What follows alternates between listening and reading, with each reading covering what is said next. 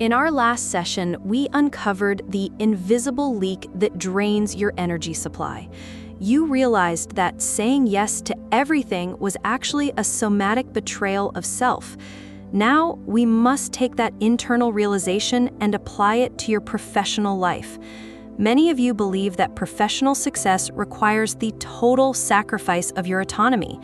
Today, we dismantle the dangerous corporate myth that keeps you exhausted and emotionally bankrupt. You check your email at midnight because you deeply fear missing a critical request. You believe that being constantly available makes you indispensable to the organization you serve. This behavior is driven by a sociological concept known as the ideal worker norm. It convinces you that your commitment is measured solely by your lack of boundaries. But this frantic availability is not actually increasing your value within the marketplace today. Cal Newport argues that shallow responsiveness destroys the capacity for meaningful and deep work. When you answer every message instantly, you are training people to devalue your time. You become a router of information rather than a creator of high-value assets.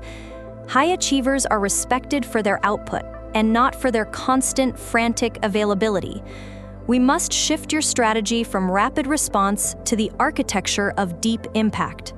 The overwork paradox states that as supply of your time increases, its value drops. When you give your time away for free, you are signaling low professional worth.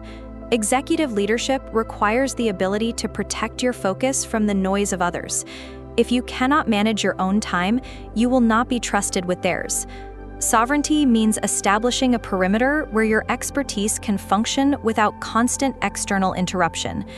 Your body reacts to a late work notification as if it were a tiger. This is a somatic error that keeps your cortisol levels high all day long. You are stuck in a sympathetic nervous system loop that prevents deep and true rest.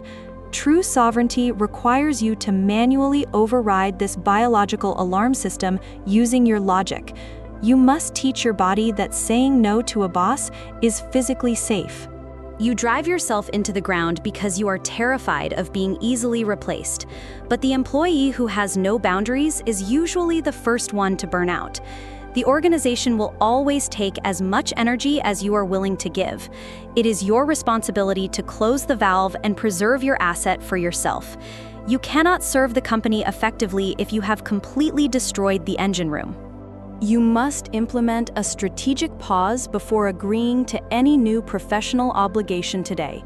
Do not answer the email immediately just to prove that you are currently working. Train your colleagues to expect quality results rather than instant responses to their demands.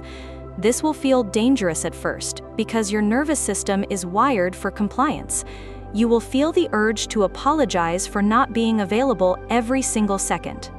You must learn to deliver a refusal that sounds like a professional strategic decision. State your current priorities clearly and explain that a new task will compromise them. People respect a boundary when it is framed as a protection of work quality. You are not being lazy, you are being a guardian of your own excellence. The most successful people in the room are often the ones who say no.